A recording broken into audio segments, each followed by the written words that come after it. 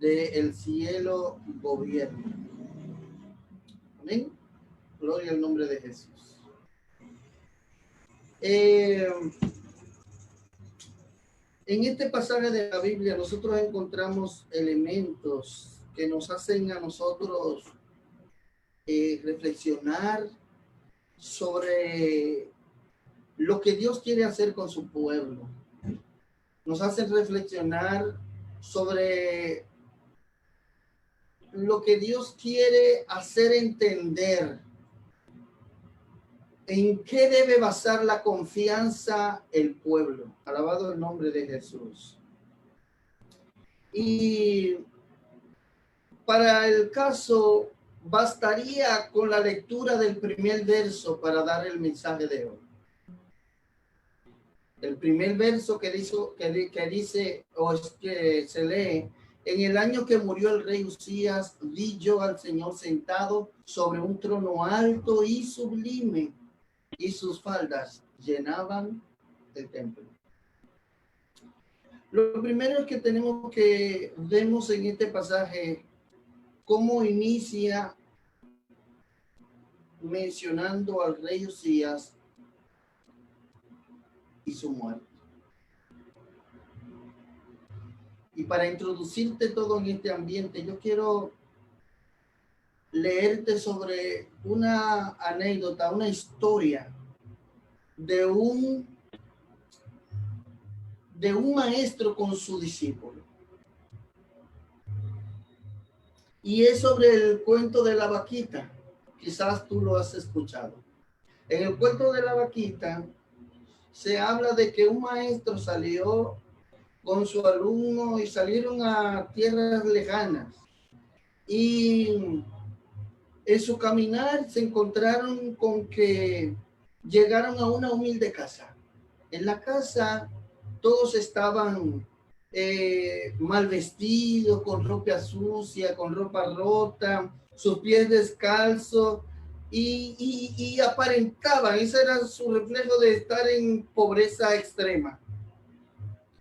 El maestro fue a aquella casa y le preguntó al padre de familia cómo hacían para sobrevivir. ¿Qué hacían para sobrevivir?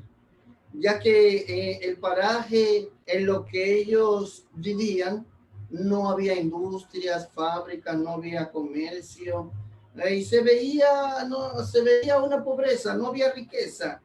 Entonces, con calma, el padre de familia le responde al maestro: mire usted, nosotros tenemos una vaquita que nos proporciona varios litros de leche cada día. Una parte la vendemos y con el dinero compramos otras cosas. Y la otra parte la utilizamos para el consumo propio y de esta forma sobrevivimos. El maestro agradeció la información, se despidió y se fue con su alumno. Al alejarse, le dijo al alumno: devuélvete, ve, busca la vaquita y llévala al precipicio y empújala. Imagínense el discípulo lo impresionado que quedó, pero a regañadientes fue e hizo lo que el maestro le dijo, pero pensó que su maestro tendría alguna razón y con gran pesar llevó la vaquita al precipicio y le empujó. Se fueron, pasaron tiempo, pasaron años, y después de muchos años y teniendo esa carga, ese alumno de aquel maestro, teniendo esa carga por esa familia, siempre recordaba lo que había sucedido con esa familia. Y un día se decidió a ir. Fue a buscar aquella familia a la cual él mismo con sus manos tiró la vaquita que le daba sustento por el barranco. Cuando llegó no encontró la casita humilde que él había visto. Había una tremenda mansión, había una casa toda adornada, había realmente indicación de prosperidad. había en el entorno toda esa belleza que no había antes, porque la casa donde estaba aquella familia pobre ya no existía. Pero se quedó y decidió preguntar qué había sido de esa familia. Tocó el timbre de aquella casa suntuosa, aquella casa elegante, y le abrieron. Y fue un mayordomo que le abrió. Y él le explicó las razones que le hacían estar ahí en ese lugar. Y preguntó por la familia. Mire, yo vine hace muchos años y había una familia pobre. Y le contó toda la historia. El mayordomo sencillamente le respondió: son mis amos los que viven en esta casa. Impresionado, pero ¿qué pasó? Bueno, lo hicieron pasar adentro y fue y preguntó al padre de familia qué era lo que había pasado. Y el padre de familia le contó todo esto. Poco después de que ustedes se fueron, le contó el padre de familia, aquel curioso: nuestra vaquita que nos sustentaba apareció muerta en el barranco que estaba cerca de nuestra casa. Como ya no teníamos leche que tomar ni de qué sustentarnos, nosotros tuvimos que sacar de nosotros lo mejor que había para poder sobrevivir. Y empezamos a utilizar de nuestra invención, de nuestros recursos, de nuestros talentos y de nuestra innovación. E hicimos lo que pudimos y fuimos prosperados, y ya tú ves el resultado. Si aquella vaquita no hubiera muerto en aquel entonces, nosotros hubiéramos estado de la misma manera hoy. ¿Verdad que nos da una lección esto? Nos da una lección de cómo nosotros a veces nos acomodamos al status quo, a una condición en que quizás no tenemos todo lo que queremos, pero lo que tenemos, eso queremos.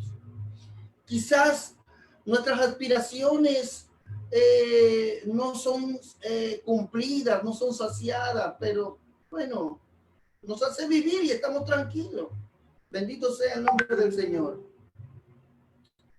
Con esta historia nosotros introducimos lo que es el sermón de hoy. Isaías es quien escribe el capítulo completo, el libro completo, y en el capítulo 6 que nosotros leímos, él inicia diciendo: en el año que murió el rey Uzías, yo vi al Señor. Es bueno que nosotros sepamos quién era el rey Uzías. Uzías es el mismo rey Azarías que se menciona en otro de los libros históricos del Antiguo Testamento. Es el mismo Azarías, puesto que es la misma raíz que compone el nombre, Uzías y Azarías. Azarías se caracterizó en gran parte por el bien que hizo ante los ojos de Dios. Él fue bueno ante los ojos de Dios, es decir, hizo lo bueno ante los ojos de Dios. Y esto le valió el trabajar todo aquello que obtuvo como resultado. La Biblia nos narra, y le voy a leer en Segunda de Crónicas, capítulo 26, parte de la conquista que tuvo Uzías. Dice que él luchó contra los filisteos y lo venció. Dice a partir del verso 6, Dios le dio ayuda contra los filisteos y contra los árabes que habitaban en Gur-Baal y contra los amonitas. Y dieron los amonitas presentes a Uzías, y se divulgó su fama hasta la frontera de Egipto, porque se había hecho altamente poderoso. Edificó también Uzías torres en Jerusalén, junto a la puerta del ángulo y junto a la puerta del valle y junto a las esquinas, y las fortificó. Asimismo edificó torres en el desierto y abrió muchas cisternas porque tuvo muchos ganados. Y así en los Cefelas, como en Las Vegas, y las viñas, y las labranzas, y así en los montes como en los llanos fértiles, porque era amigo de la agricultura. Eso era parte de lo que se describe de Uzías. La realidad es que Uzías construyó hasta torres en el desierto, y de ellos se encontraron incluso en los alrededores de Qumran, cerca en el desierto de Judea, cerca del Mar Muerto. Se encontraron vestigios de torres que pudieran haber sido las torres que construyó Uzías. Además de esto, reparó o hizo reparaciones en las murallas de Jerusalén. Su predecesor se ensoberbeció e incluso no quiso escuchar al profeta. Y óigase bien lo que dice la palabra de Dios. Cuando el profeta fue a darle consejo a el rey mismo, el antecesor de Uzías, le dijo: ¿y quién te ha puesto a ti como consejero del rey?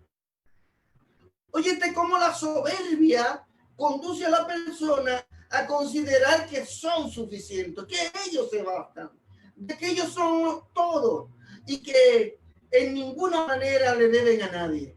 Sin embargo, como dice la canción, todos se lo debemos a Dios. Hizo reparaciones porque el rey de Israel, el rey del norte, lo estaba a él persuadiendo de que no lo convocara a la guerra, que le iba a ir mal. Con todo eso se fue y lo agarró, fue a Jerusalén, lo llevó a Jerusalén, derribó parte de la muralla. Bendito sea el nombre del Señor. Quiere decir que el hombre le fue mal, a ese rey le fue mal. Y habla de Uzías, de que él reconstruyó toda esa parte de la muralla. Además de eso, se habla de que él era amigo de la agricultura. Tú sabes que la agricultura da prosperidad, por cuanto la gente se alimenta, la gente tiene que vender, la gente puede mercadear, la gente tiene de qué sustentarse. Produce, adquiere riquezas y entra en una bonanza. Y el rey era amigo de la agricultura. Pero además era inventor. La Biblia registra de que él inventó maquinaria, él usó tecnología. Dice que él hizo maquinaria para la guerra. Desde la torre hizo máquinas que tiraban arcos, tiraban flechas y tiraban piedras pesadas. Bueno, eso habla de un reinado próspero. Él empezó a reinar a los 16 años, plena adolescencia, 16 años, y reinó durante 52 años. Próspero y largo el reinado. Próspero y largo. Había bonanza, había prosperidad, la gente estaba tranquila, la gente estaba contenta con el rey. Incluso el profeta Isaías estaba contento porque lo refleja ese primer verso que él menciona en el capítulo 6. En el año que murió el rey Uzías. Fue un año histórico porque él lo quiso dejar constancia sobre él. En el año que murió el rey Uzías, en el año que el rey próspero, el rey fuerte, el rey que hacía lo que a Dios le agradaba, el rey que tuvo una monarquía larga, había fallecido y quedaba en desamparo todo Israel. El profeta se atrevió a decir: en el año que murió el rey Uzías, en el año que murió el rey Uzías, vamos a tratar de proyectarlo a tu vida. Digamos que tú tengas un puesto bien remunerado, donde tú fueras jefe de capataces o jefe de ingeniero y tuviera un acceso a una finanza bien cómoda, que tú puedes vivir en un barrio cómodo, con todas las facilidades, y de un momento a otro te botan, pierdes el trabajo, pierdes las riquezas. Ese es un año de desarrollo. Ese es un año para recordar. En el año que murió el rey Usías, mi amparo. ¿Tú sabes cómo decían los judíos? Cuando querían expresar con frases hermosas la bonanza y la paternidad de ese rey que le proveía de todos. Carro de Israel lo llamaban, y su gente de a caballo. Carro, cuando decían de una persona que eres el carro de Israel, tú eres el ejército, tú eres la defensa, tú eres el refugio del pueblo. Tú eres la fuerza del pueblo, tú eres la guerra del pueblo, tú eres el que defiende al pueblo. Carro de Israel y su gente de a caballo. ¿Recuerda la palabra de Eliseo? Muy bien, entonces encontramos a Isaías lamentando la muerte del rey. Y en ese mismo versículo, pasando a la siguiente afirmación, dice él: vi yo al Señor. Era necesario que muriera aquel que te brindaba la comodidad. Era necesario que se acabara aquello que te daba holgura. Era necesario que aquello que te daba una vida como más bien acomodada, donde tú no sufrirías de nada, tú,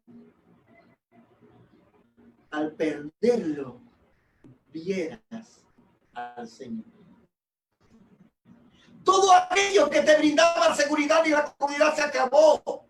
Y entonces es cuando tú tienes que mirar el cielo. Por eso Isaías dice: en el año que murió el rey Usías, yo vi al Señor. Parece ser que Isaías no lo había visto. Parece ser que Isaías no había tenido una experiencia personal con el Señor. Alabado sea el nombre del Señor. Y hubo que suceder que aquel rey paternal, proveedor, que le brindaba defensa, con un ingenio, con una tecnología, con unos recursos, se muriera para que yo dependiera de lo alto.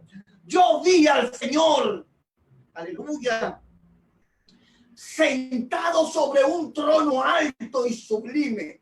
Mira cómo lo describe Isaías. Lo vi sentado. Él gobierna. Lo vi sentado sobre un trono, aleluya, porque él gobierna, y ese trono dice que es alto y sublime. Y esas dos palabras tienen ciertos parecidos en su traducción del original. Bueno, pero el ser alto y ser sublime, fíjense lo que encontré acerca de ello.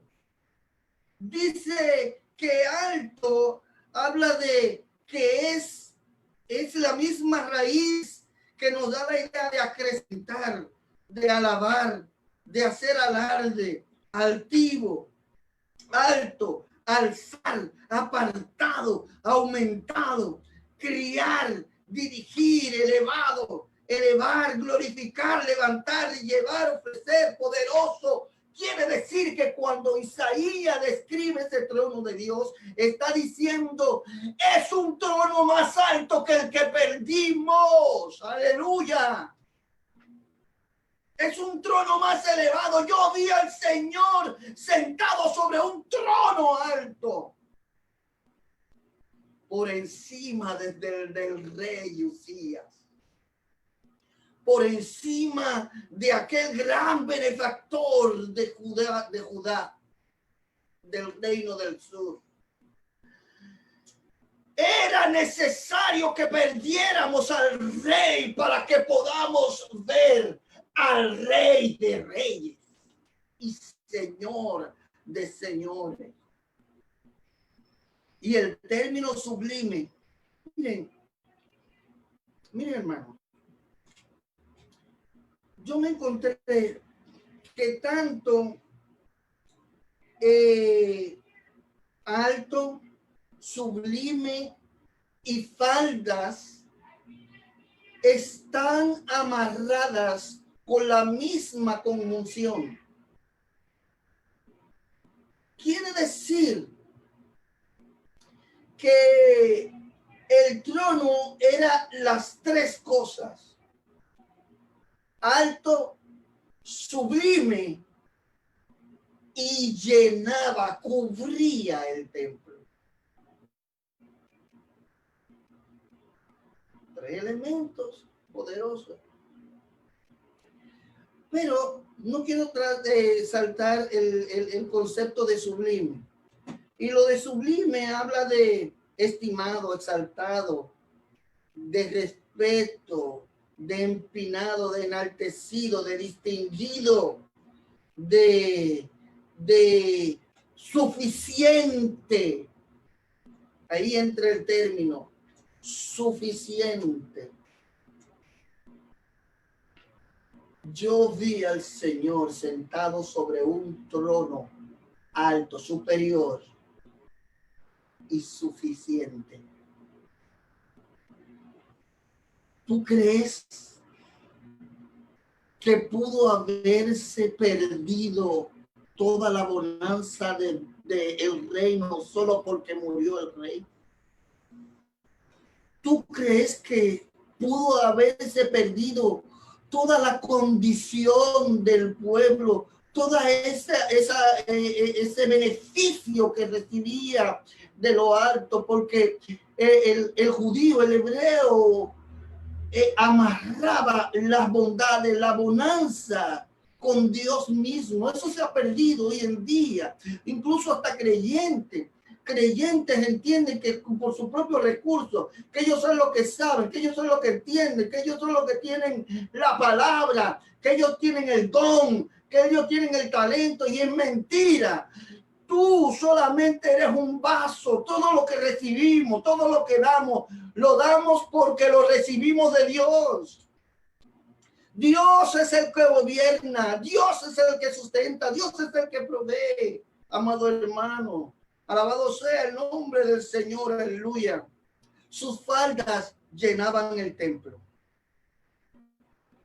Mira, habla de un trono, de un gobierno. Ustedes saben que el concepto de trono en la literatura judía habla de poder, gobierno, autoridad.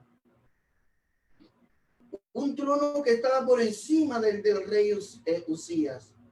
Un trono que era más sublime al rey Usías. Y un trono que no solamente gobernaba, sino que aplicaba la santidad del pueblo. Sus faldas llenaban el templo, la presencia de Dios estaba con él.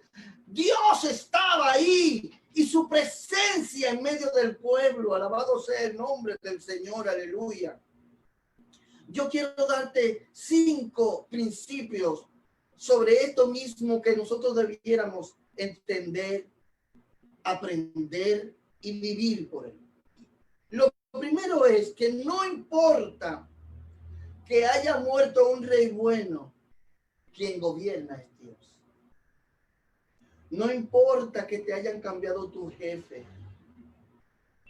el que trae la bendición es Dios. No importa que hayas tenido que entregar la casa donde tú vivías, que era cómoda. Oye, la tranquilidad y la paz no te la daba la casa, te la daba Dios. No importa que ese presidente que te bendijo y te ha beneficiado termine su mandato o muera. Tú tienes que saber que la bendición viene de parte de Dios. ¿No te recuerda esto el pasaje del Salmo 121? Alzaré mis ojos a los montes. Monte poderío. Mi socorro viene de Jehová. No viene de otra parte, no viene del trono, no viene del trono de aquí abajo, no habla de un jefe, no habla de una condición, de un estado. Mi bendición viene de Dios. Dios es quien gobierna. Lo segundo que quiero decirte es que no importa lo bueno que hayas perdido, no importa. No importa lo bueno que hayas perdido, Dios es mejor que aquello. ¿Aló? Mire, hermano, pudiste perder esas bondades que tú recibías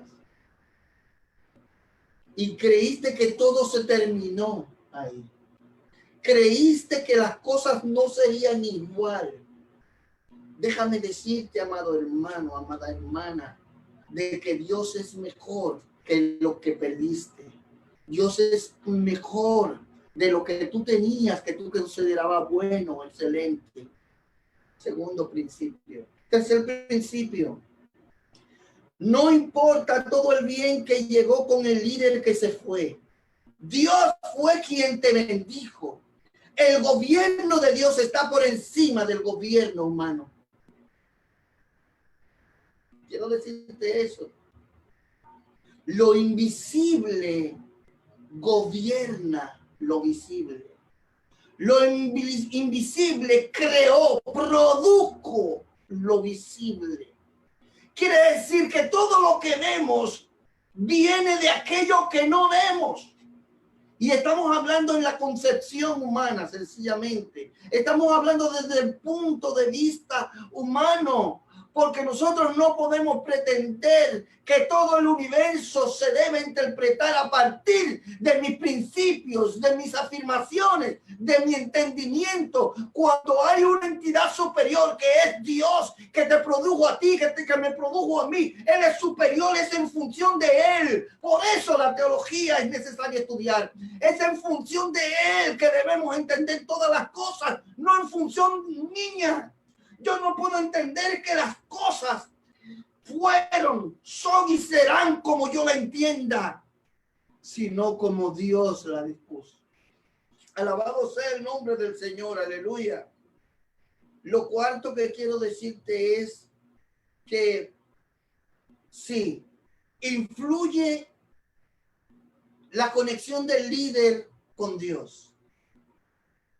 Pero debemos recordar que es Dios quien al final y al principio trae la bonanza. Ok, ¿entendiste eso? Te estoy diciendo que aquí importa un poco la conexión del líder que tenga con Dios. Pero no fue el líder que te bendijo, fue Dios el que te bendijo. Fue Dios el que trajo bendición a tu vida. Si tú tienes ese don, si tú tienes este talento, si el líder tiene el don, si el líder tiene el talento, fue porque Dios se lo dio. Y fue porque Dios lo usó como canal, como instrumento para bendecir tu vida y bendecir tu familia. Entonces, la bendición de Dios al fin y al cabo es esencial. Qué bueno que los líderes busquen al Señor. Qué bueno que los líderes dependan de Dios. Qué bueno que los líderes hagan lo bueno ante los ojos de Dios. Pero no es el líder el que te bendice, fue Dios el que te bendijo. Alabado el nombre de Jesús. Aleluya. Entonces, Dios está por encima de todo. Dios es el que prospera al pueblo. Dios es el que te guarda. Dios es el que te sana. Dios es el que pone tu pie sobre peña. Aleluya. Amén. Y para coronar, como ya te lo avancé, quinto, lo invisible organiza, crea y gobierna lo visible. Yo no puedo creer que yo pueda entender que soy yo el que tengo el talento. Yo no puedo entender que sea un apellido sonoro o un líder reconocido. Aquí no importa Usías. Aquí el que importa es Dios. Por eso Isaías lo dijo, en el año que murió el rey Usías, yo vi al Señor. Estaba tan concentrado, tan interesado en ver lo que hacía el rey, que no veía que quien lo hacía era Dios. Estaba yo tan embelesado en lo que el rey podía hacer o estaba haciendo, y se me olvidó quién, el que bendice, prospera, es Dios. Bendito sea el nombre del Señor, aleluya. Hermano y hermana, el cielo es quien gobierna. Dios es el quien gobierna.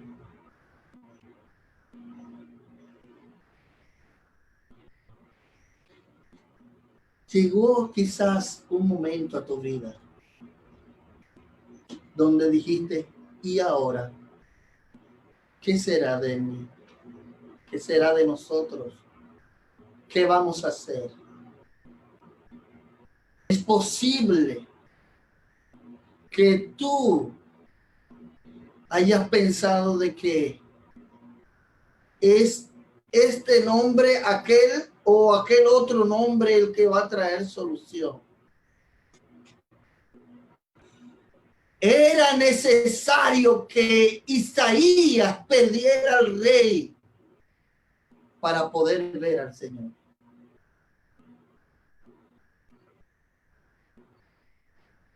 Qué fácil es.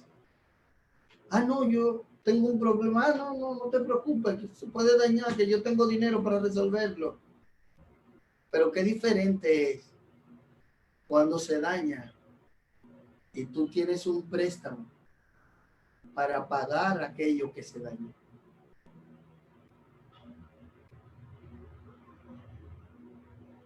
No es fácil.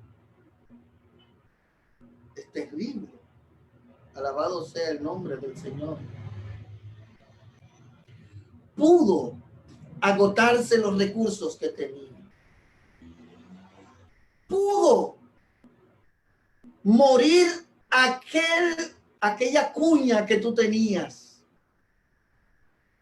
Pudo terminarse la fuente de la que tú dependías. Pero ahora, como Isaías, tenemos que abrir nuestros ojos, no nuestros ojos biológicos o físicos, sino ver con la visión de Dios, sino ver con este instrumento que es la fe, ver a Dios. Pudimos haberlo perdido aquello, pero es hora ahora de ver a Dios. Oye, este pasaje tiene tantos elementos, hermano, terrible, pero yo tengo que concluir.